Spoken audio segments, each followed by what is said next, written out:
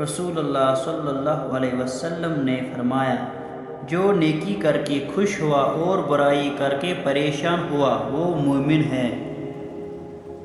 رسول اللہ صلی اللہ علیہ وسلم نے فرمایا، 7 برس کے بچے کو نماز سکھاؤ اور 10 برس کے بچے کو نماز نہ پڑھنے پر مارو۔ حضرت محمد صلی اللہ علیہ وسلم نے فرمایا کہ بستر پر جاؤ تو آیت الکرسی پڑھ لیا کرو،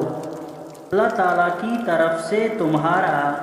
ایک حفاظت کرنے والا مسلسل تمہارے ساتھ رہے گا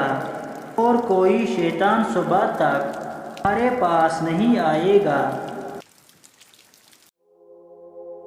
حضرت عائشہ رضی اللہ عنہا فرماتی ہے کہ رسول اللہ صلی اللہ علیہ وسلم نے فرمایا، جو شخص بیٹیوں کی وجہ سے آزمایا گیا اور اس نے اس پر صبر کیا تو وہ بیٹیاں اس باپ کے لیے آگ جہنم سے رکاوٹ ہوں گی۔ رسول اللہ صلی اللہ علیہ وسلم نے فرمایا،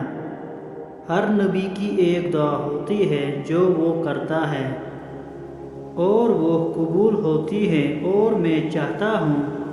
کہ اپنی دعا آخرت میں امت کی سفارش کے لیے محفوظ رکھوں۔ رسول اللہ صلی اللہ علیہ وسلم نے فرمایا، جنت میں 100 درجے ہیں جو اللہ نے اپنے راستے میں جہاد کرنے والوں کے لیے تیار کیے ہیں، ان کے 2 درجوں میں اتنا فاصلہ ہے اتنا آسمان و زمین میں ہے،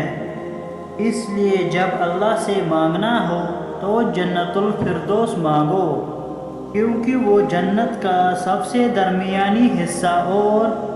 جنت کے سب سے بلند درجے پر ہے۔ بخاری شریف، حدیث نمبر 2790۔